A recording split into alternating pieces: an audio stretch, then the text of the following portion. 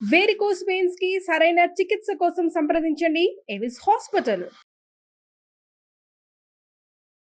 నమస్తే రవీంద్రనాథ్ గారు. నమస్తే అండి ఉష గారు.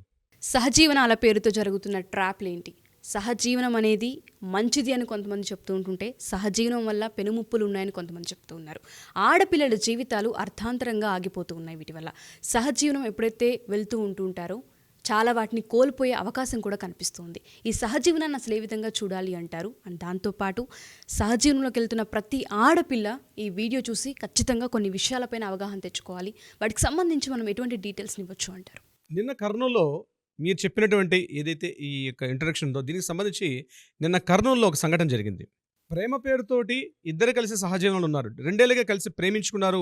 పెళ్లి చేసుకోలేదు కానీ శారీరకంగా, వ్యవహారికంగా పూర్తిగా సమాజంలో లివ్ ఇన్ రిలేషన్స్‌లో ఉండడం జరిగింది. బెంగుళూరులో ఇతను సాఫ్ట్‌వేర్ ఎంప్లాయ్, ఆ అమ్మాయి కూడా సాఫ్ట్‌వేర్ ఎంప్లాయ్. ఇద్దరు పేరెంట్స్‌ని చెప్పడం జరిగింది. పేరెంట్స్ తోటి ఇద్దరు చెప్పిన తర్వాత ఇరు వర్గాల యొక్క పేరెంట్స్ కూడా అంగీకరించారు. అంగీకరించి ఆ అమ్మాయి యొక్క పేరెంట్స్ కూడా యాక్సెప్టెన్స్ ఇచ్చి ఆ అమ్మాయి మళ్ళీ కర్నూలుకి రావడం జరిగింది.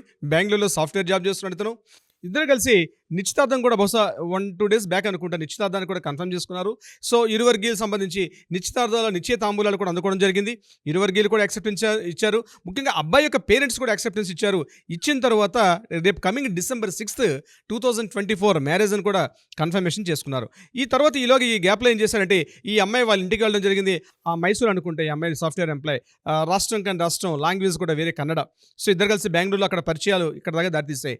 తర్వాత ఆ అమ్మాయి ఈ ఇటు నిశ్చితార్థం అయిన తర్వాత అసలు అలా అబ్బాయి ఎలాగో కన్ఫర్మ్ చేసుకుంటారని చెప్పి తీరా ఇక్కడికి వచ్చేసరికల్లా మొత్తం కంప్లీట్గా మొత్తం ఖాళీ చేసేసుకొని ఇక్కడి నుంచి బిచాన్ని ఎత్తేశారు. ముఖ్యంగా తల్లిదండ్రులతో కలిసి నిశ్చితార్థం అయిన తర్వాత నిశ్చితార్థంలో ఇచ్చినటువంటి ఆ పెట్టుబడులు కూడా తీసుకొని పేరెంట్స్ కూడా సహా ఆ అబ్బాయి కూడా అబ్స్కాండ్ అయిపోయాడు. ఈరోజు న్యూస్లో చూస్తున్నాం ఆ అమ్మాయి ఆ ఇంటి ముందర కూర్చుని బైఠాయింపు చేసి ధర్నా చేస్తోంది. 2 ఏళ్ళు రిలేషన్షిప్లో ఉండి ఎగ్జాక్ట్లీ నిశ్చితార్థం చేసుకున్న తర్వాత జరిగిన సంఘటన ఇదంతా. జరిగిన సంఘటన 2 సంవత్సరాలు పూర్తిగా లివ్ ఇన్ రిలేషన్స్లో తనను పూర్తిగా అర్పించుకొని ఒకరికొకరు ఇక ఎన్నో రకాల ఆశలు భాషలు ఒకరి చేతిలో ఒకరు ప్రమాణాలు తీసుకొని బంగారు భవిష్యత్తు చుక్కలు చూపించాడు. ఒక అక్కడ అరచేతిలో వైకుంఠం అని మాదిరిగా పూర్తిగా అమ్మాయికి తను చూపించి అక్కడి నుంచి ఈరోజు వచ్చిన తర్వాత నిశ్చయితాంబూలం అయిన తర్వాత ఇది పూర్తిగా అబ్బాయి అబ్స్కాండ్ అయిపోయి పూర్తిగా పరారైపోవడం జరిగింది. ఇప్పుడు ఈరోజు ఆ అమ్మాయి అక్కడ ఇంటి ముందు బయట ఇస్తూ ధర్నా చేస్తూ గగ్గొల్లు పెడుతూ గుండెలు అబోదిబోని ఏడ్చుకుంటూ కూర్చుంది అక్కడ, నాకు న్యాయం చెయ్యమని చెప్పి. ఈ పరిస్థితి ఎందుకు దాపురిస్తోంది? సో అమ్మాయిలకి నేను ముఖ్యంగా ఈ వీడియో ద్వారా ఒక సంఘటన చెప్పదలుచుకున్నాను. ముఖ్యంగా మిమ్మల్ని మీరు అర్పించుకొని లివ్ ఇన్ రిలేషన్స్లోకి వెళ్ళాల్సిన అవసరం మీకేముంది? ముందు మన పెద్దవాళ్ళు ఇటువంటి ఎప్పుడైతే శారీరక సంబంధానికి ఒక ప్రామాణిక సూచించారు, మీరు కలిసి పెళ్లి చేసుకోండి, ఇరు వర్గీయులు కూడా కూర్చొచ్చి ఒక పద్ధతి ప్రకారం ఏ మతవర్గం అయితే ఆ మతానికి సంబంధించి పూర్తిగా ఒక సిస్టమేటిక్గా ఒక మ్యారేజ్ అనే తంతు ఏర్పాటు చేసి ఇరు వర్గీయులు కూడా అమ్మాయికి తోడుగా ఉండడం కోసం. ఎందుకంటే అమ్మాయి అంటేనే పూర్తిగా ఒక అందమైనటువంటి ఊహలో ఒక అందమైనటువంటి ఒక వస్తువు, నేను వస్తువు అనే పదం వాడుతున్నందుకు నన్ను క్షమించాలి దయచేసి మన మిత్రులు కూడా. ఎందుకంటే ఒక అందమైనటువంటి ఇది దాన్ని అపురూపంగా చూసుకోవాలి. దాన్ని మనం అపురూపంగా చూసుకోకుండా అంటే పూర్తిగా దాన్ని సన్మార్గంలో పెట్టుకోకపోతే అది చివరికి ఆది పరాశక్తిగా మారుతుంది. ఇవన్నీ కథలు చెప్పాయి. కానీ నేను ఏమంటున్నానంటే మిమ్మల్ని మీరు ఎందుకు అర్పించుకుంటున్నారు? ఎందుకు మీరు లివ్ ఇన్ రిలేషన్లో వెళ్తున్నారు? వెళ్ళే ముందు అతడు చెప్పినటువంటి అన్ని మాయ మాటలు మీరు విని అతనికి పూర్తిగా మీ యొక్క ఆర్థిక, మీ యొక్క వ్యవహారిక, మీ యొక్క స్వాతంత్ర్య కంప్లీట్ పర్సనల్ విషయాలు అన్నీ అతని ముందు వెలగొట్టుకొని ఇంకా తల్లిదండ్రులకు మించి ఇతడే నా సర్వస్వం అన్నటువంటి ఒక వ్యామోహంలోకి ఎందుకు వెళ్తున్నారు? అది ప్రతి ఒక్కరు కూడా తమకు తాము ప్రశ్నించుకోవాలి. తరువాత సోషల్ మీడియా వేదికగా మీరు ఈరోజు వచ్చి మమ్మల్ని న్యాయం చేయండి, ధర్నాలు చేయండి అంటే చట్టాలకి ఇంకేం పనులు లేవా? కోర్టులకి ఇంకేం పనులు లేవా? ఇది సూటిగా నేను అడుగుతున్న ప్రశ్న అమ్మాయిలకి. ఈరోజు ఎవరైతే లివ్ ఇన్ రిలేషన్స్లో ఉంటున్నారో ప్రతి ఒక్కరికి ఈ వీడియో చూడాల్సిన అవసరం ఉంది. మనం చేసిన ఎన్నో వీడియోలు మనల్ని యాక్సెప్టెన్స్ ఇచ్చారు. మన పబ్లిక్ కూడా మన వ్యూవర్స్ కూడా మనల్ని యాక్సెప్టెన్స్ ఇస్తున్నారు. మనం మాట్లాడి చాలా పద్ధతిగా మాట్లాడతాం మనం. ఎందుకంటే ఈరోజు మీరు ఎందుకు వెళ్తున్నారు? ఎవరో ఒక అపరిచితమైన వ్యక్తి, ఆ అపరిచితుడి యొక్క పొగడ్తలకి మీరు ఎందుకు పడిపోతారు? నువ్వు చాలా అందంగా ఉన్నావు, నీ నవ్వు చాలా బాగుంటుంది, నువ్వు శారీ కడితే బాగుంటుంది, నువ్వు డ్రెస్ వేసుకుంటే బాగుంటుంది, నిన్ను మించిన ఇంద్ర రంభ మేనకలు ఎవరు లేరు, నువ్వే ఈ భూలోకంలో తిరుగుతున్నటువంటి అపర సౌందర్య రాశివి అని ఎప్పుడైతే ఆ అబ్బాయి చెప్తాడో వాడి మాయ మాటలకి ఎందుకు లోనవుతున్నారు? సోషల్ మీడియా విధంగా నేను చెప్తున్నాను. ట్విట్టర్ కావచ్చు, వాట్సాప్ కావచ్చు, ఇన్స్టా కావచ్చు, రకరకాల వ్యామోహంగా మీ తల్లిదండ్రులకు మించి ఇవ్వనటువంటి ఏదో ఒక భరోసా ఏమిస్తున్నాడు? మీరు ఏం చూసి మోసపోతున్నారు? ఒక్కసారి మిమ్మల్ని మీరు ప్రశ్నించుకోండి. ఎవడో ఒక వ్యక్తి ఒక అపరిచితుడు మిమ్మల్ని వస్తే ఎందుకు మిమ్మల్ని మీరు కోల్పోతున్నారు? సహజీవనం ఏంటండి అసలు? What is the meaning of live in relation? మన చట్టాలు కూడా అఘోరించి అట్లానే అంత అంత దరిద్రం ఎందుకు దాపరించాలి మనకి? ఒక అమ్మాయి తన జీవితాన్ని ఒక ఒక 25 ఏళ్ళు లైఫ్‌లో ఉన్నటువంటి ఒక అమ్మాయి మిగిలిన ఇంకొక 30 ఏలో, 40 ఏలో ఒక వ్యక్తితో చేయి కలిపి తన రిమైనింగ్ లైఫ్‌ని గడపాలనుకుంటే కేవలం మార్కెట్‌లోకెళ్ళి ఒక చిన్న వస్తువు కొంటేనే ఒక అమెజాన్‌లోనో లేకపోతే ఫ్లిప్‌కార్ట్‌లో ఒక వస్తువు కొనేటప్పుడే 100 రివ్యూలు చూస్తామే మనం. 100 రివ్యూలు చూస్తాం కదా! ఈ వస్తువు పనిచేస్తుందా? పనిచేయదా? మనం మాట్లాడుకునేటి ఒక ఫోన్, ఒక సెల్ ఫోన్ కనీసం ఒక 10,000 రూపాయలు కావచ్చు, ఎంతైనా కావచ్చు. లేదా చేతికి పెట్టుకున్న వాచీ కావచ్చు, అమ్మాయిలు పెట్టుకునే లిప్‌స్టిక్ కావచ్చు. మీరు లిప్‌స్టికే ఇన్ని రకాలు ఆలోచిస్తారే, ఈ కలర్ పనిచేస్తుందా? బాగుండదా? ఇది నా మొహానికి బాగుంటుందా? బాగుండదా? ఏ కలర్ బాగుంటుంది? కంటెస్ట్ వేసి మీరు చూస్తారే. మీ లైఫ్‌లో వచ్చే ప్రశ్న కోసం మీరు ఆలోచించరా? మీ ఏ వ్యక్తి చేయి పట్టుకొని మీరు జీవితాంతం కలిసి వెళ్ళాలనుకుంటున్నారే, ఆ వ్యక్తి గురించి మీరు ఆలోచించాల్సిన అవసరం మీకు లేదా? అంటే ఈ లిప్‌స్టిక్‌కి ఆలోచించుకున్నంత అంత టైం కూడా ఆలోచించడా? వాడు మిమ్మల్ని పొగిడితే ఆ ట్రాప్‌లో పడిపోతారా? మీ యొక్క ఫైనాన్షియల్ స్టేటస్ మొత్తం చెప్పేస్తారా? మీ యొక్క మొత్తం ఫ్యామిలీ హిస్టరీ మొత్తం చెప్పేస్తారా? ఎవరండి ఆయన? ఎవడా వ్యక్తి ఎవడు? మిమ్మల్ని కాస్త ఒక ఏడాది పరిచయం, ఒక నెల పరిచయం, ఒక రోజు పరిచయం, ఒక 15 రోజుల పరిచయం. ఆయన గురించి మీకు ఏమని తెలుసు? మిమ్మల్ని మీరు ఎందుకు అర్పించుకుంటున్నారు? నేను సిగ్గుడిచి మాట్లాడుతున్నాను. అంతగా ఆ అబ్బాయి ఆగలేకపోతే పొమ్మని చెప్పండి. చాలా కేంద్రాలు ఉన్నాయి, అక్కడ పోతాడు. మిమ్మల్ని మీరు అర్పించుకునేటప్పుడు మీరు హద్దు పెట్టుకోలేరా? సరిహద్దుని మీరు కేటాయించుకోలేరా? ఎందుకంటే ఈ పరిస్థితులు దాపురిస్తున్నాయి. ప్రతిరోజు పేపర్ తిరిగేస్తే, ప్రతిరోజు న్యూస్ ఛానల్స్ ఓపెన్ చేస్తుంటే ఇవే వార్తలు పేపర్లో కనీసం ఒక 10 న్యూస్లు ఇవే. ఈరోజు పేపర్కి, సోషల్ మీడియాకి న్యూస్లోకి వచ్చేవి 1, 2 న్యూస్లు అయితే రాకుండా ఉన్నటువంటి న్యూస్లు కొన్ని వందలు కొల్లలు కనిపిస్తున్నాయి. నేను ప్రతి ఒక్కరికి చెప్తున్నా, ఈరోజు చట్టాల ఖాళీలు లేవండి, న్యాయస్థానాలు ఖాళీలు లేవు, పెండింగ్ కేసులు పేరుకుపోయినాయి. మిమ్మల్ని పట్టించుకునే పరిస్థితి లేదు. ఈరోజు కోర్టులు కానీ, పోలీస్ స్టేషన్లు కానీ ఏది కూడా సమయం మిమ్మల్ని కేటాయించలేరు. మిమ్మల్ని రక్షించుకునే హక్కు మీ పేరెంట్స్, తర్వాత మిమ్మల్ని మీరు మాత్రమే. మిమ్మల్ని మీరు బాధపడితే చూసేది మీ తల్లిదండ్రులే. వాళ్ళు తట్టుకోలేరు. వాళ్ళ కంఠశ్వాస ఎవరు తీరుస్తారు? మిమ్మల్ని కన్నందుకు వాళ్ళకి శిక్షిస్తారా?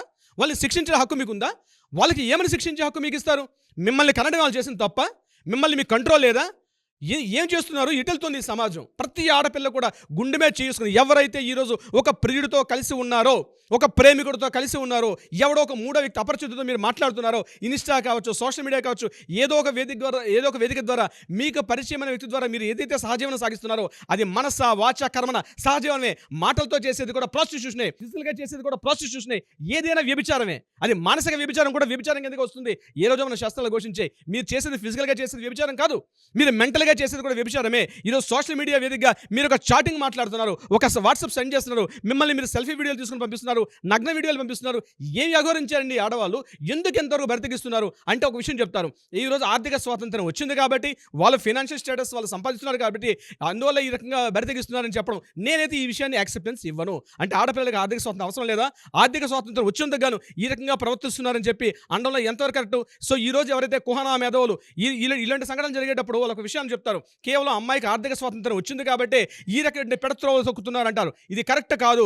అమ్మాయికి ఆర్థిక స్వాతంత్రం కావాలి. ఒక ఇంటిని చక్కబెట్టుకుంటున్న స్త్రీ, ఒక భారతదేశానికి ప్రధానమంత్రిగా పనిచేస్తున్న ఎంతోమంది స్త్రీలు తన వ్యక్తిగత విషయానికి ఎందుకు గోప్యత ఉంచుకోలేకపోతున్నారు? ఒకసారి, 2 సార్లు, 10 సార్లు, 100 సార్లు ఆలోచించండి. ఆలోచించే మీరు ఒక వ్యక్తితో, మూడో వ్యక్తితో పరిచయంలోకి వెళ్ళండి. నేను ఇంత ఆవేశంగా మాట్లాడుతున్నానంటే నా యొక్క ఆవేదన అట్లా ఉంది ఉష గారు. నా ఆవేదన అట్లా ఉంది.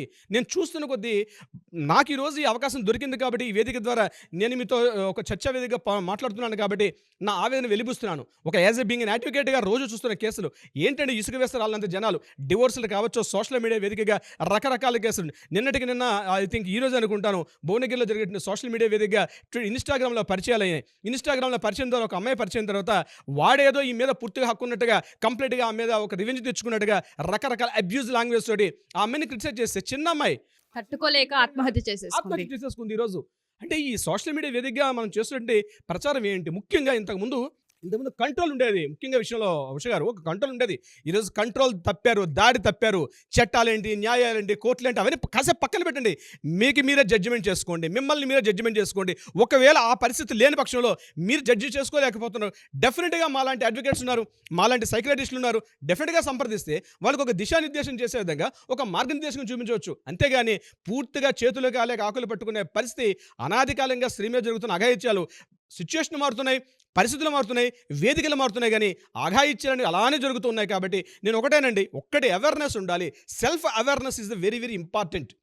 ఎప్పుడైతే సెల్ఫ్ అవేర్నెస్ వస్తుందో అప్పుడే ఈ ఆగడాలకి ఒక కళ్ళు వేయగలుగుతాం. అంతేగాని చట్టాలు, న్యాయాలు, కోర్టులు, న్యాయస్థానాలు ఏమీ చేయలేవు, పోలీస్ స్టేషన్లు కూడా ఏమీ చేయలేవు. సరిపోవట్లేదు ఈరోజు పోలీస్ స్టేషన్ కూడా.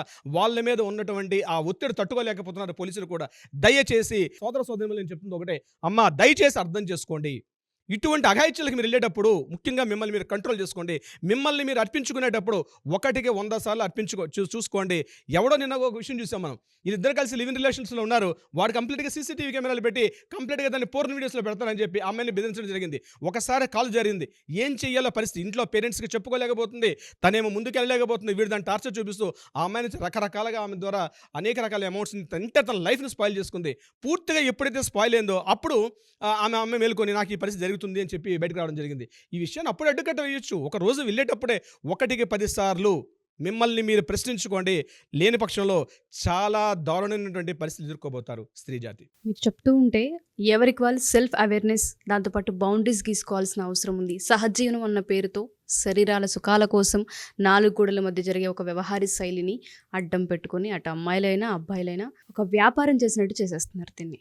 మనకంటూ ఒక కల్చర్ ఉంది, సంస్కృతి సాంప్రదాయాలు ఉన్నాయి. మనకంటూ దానికి ఒక క్రతువు నిర్వహిస్తూ ఉంటుంటారు. ఒక ముహూర్తాన్ని పెట్టి చేసే ఒక కార్యక్రమం ఏదైతే ఉంటుందో దాన్ని అడ్డం పెట్టేసి ఇవాళ సీసీ కెమెరాలు పెట్టేసి తెలియకుండా రికార్డులు చేసేసి బెదిరించడాలు, సొమ్ము చేసుకోవడాలు, లివిన్ అని చెప్పి సహజీవనాలు ఉండడాలు, 2 ఏళ్ళు ప్రయాణించి ఎంగేజ్మెంట్ కూడా చేసుకొని పెద్దల సాక్షిగా కుటుంబంతో కలిసి పరారవుతున్నారు అంటే ట్రాప్లు అసలు ఏ విధంగా ఉన్నాయని ఆలోచించుకోవాల్సిన అవసరం వస్తుంది. అమ్మాయిలైనా సరే అబ్బాయిలైనా సరే చాలా అవేర్నెస్గా ఉండాలని చెప్తూ ఉన్నారు. ఠాగూర్ గారు చెప్పినట్టుగానే మీరు కనుక వింటే వీడియోలో కోర్టుల చుట్టూ తిరిగినా, పోలీస్ స్టేషన్ల చుట్టూ తిరిగినా ఇసుకేస్తే రాలనంత జనం అక్కడ కనిపిస్తూ ఉన్నారు. మనకి న్యాయం జరుగుతుందా అంటే క్వశ్చన్ మార్క్గానే కనిపిస్తుంది.